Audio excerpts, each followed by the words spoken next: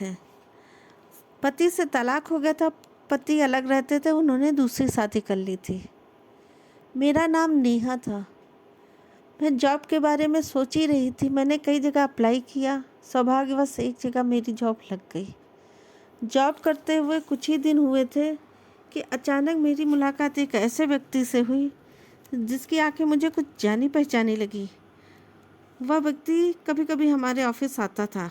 उसको देखकर ऐसा लगता था जैसे मैं इससे पहले मिल चुकी हूँ।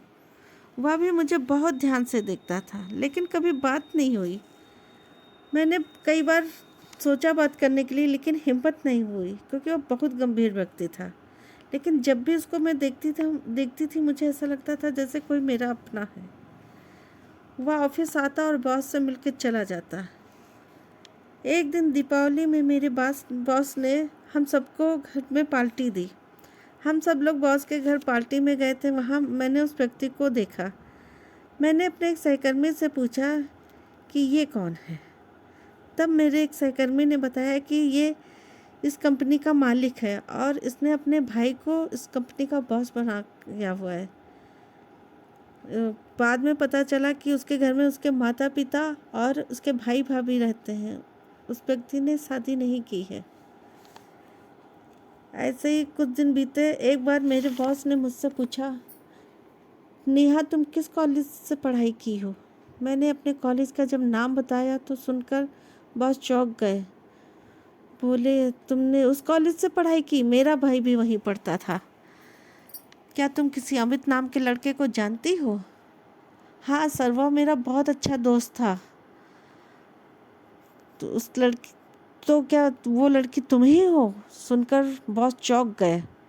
मैंने कहा, सर आप क्या कह रहे हैं? तो उन्होंने बताया कि मेरा भाई तो तुमसे बहुत प्यार करता था, तुमने उससे मरवाने की कोशिश की।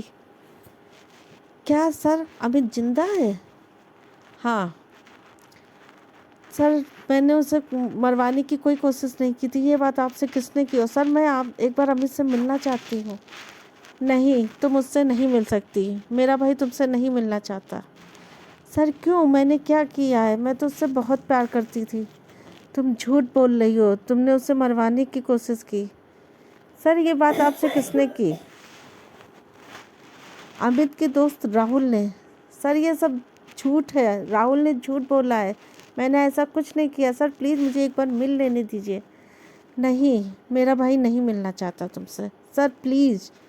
ठीक है, मैं कोशिश कर सकता हूँ, लेकिन अगर मेरा भाई नहीं माना तो मैं कुछ नहीं कर सकता हूँ। नेहा के बॉस उसको अपने घर लेकर जाते हैं। वहाँ पे अमित खड़ा था। उसने जैसे ही नेहा को देखा, अब नेहा तो बहुत खुश हुई देख के। अमित ने कहा कि तुम यहाँ क्या करने आई हो? नेहा ने कहा, अमित तुम मुझे गलत समझ रहे हो। अमित ने कहा, नहीं, तुमने मेरे साथ इतना बड़ा धोखा किया, तुमने मुझे मरवाने की कोशिश की। नेहा ने कहा, नहीं, हमने कोई मरवाने की कोशिश नहीं की थी। राहुल ने तुमसे झूठ बोला है। किसी तरह अमित ने यकीन किया। कहा, ठीक है, मैं सच्चाई का पता लगा के रहूँगा। फिर अमित राहुल के घर जाता है और पूछता है कि तुम्हें कैसे पता कि मुझे मरवाने में नेहा का हाथ था? राहुल ने कहा, हाँ, मुझे पूरा विश्वास है कि तुम्हें मरवाने में नेहा का ही हाथ था। वो तुम्हारे साथ टाइम पास कर रही थी। अमित ने बोला, ठीक है, मैं एक बार नेहा से मिलना चाहता हूँ। यह सुनकर राहुल चौंक गया। बोला कि नहीं, तुम मुझसे ना मिलो, वो तुमको फिर मरवाने की कोशिश करेगी। उसको पता नहीं है कि तुम जिंदा हो, तुम मत मिलो उससे। अमित ने कहा, नहीं, मैं एक बार मिलना चाहूँगा। राहुल ने बहुत समझाया, लेकिन अमित टस से मस ना हुआ। यह कहकर अमित उसके घर से बाहर जैसे ही निकला, राहुल ने अपने दोस्त को फ़ोन किया। इधर अमित सीधे पुलिस थाने जा कर के वहाँ पे अपने दोस्त के बारे में बताया और उसका मोबाइल नंबर दिया। पुलिस उसके नंबर को ट्रेस कर रही थी। इधर राहुल अपने दोस्तों से कहा कि अमित जो है वो नेहा से मिलने जा रहा है, इसको बीच में ही ख़त्म कर दो। पुलिस वालों को ये बात जब पता चली, वो तुरंत उसके घर आए और उसको गिरफ्तार कर लिया। राहुल की गिरफ्तारी के बाद जब पुलिस वालों ने सच्चाई पूछी, तब राहुल ने बताया कि मैं अपनी बहन की शादी अमित से करना चाहता था, लेकिन अमित जो था वो नेहा से शादी करना चाहता था। मुझे ये बात बिल्कुल नहीं पसंद थी, क्योंकि मैं अपनी बहन को बहुत प्यार करता था और मैं अमित से ही उसकी शादी करना चाहता था, क्योंकि वो एक अच्छे घर का लड़का था। लेकिन वह नेहा से शादी करने की जिद किए हुए था। इसीलिए मैंने सोचा कि मैं इन दोनों को मिलने ही नहीं दूंगा, और मैंने उसे मरवाने की कोशिश की। लेकिन कैसे बच गया अमित, तुम कैसे बच गए? राहुल ने पूछा।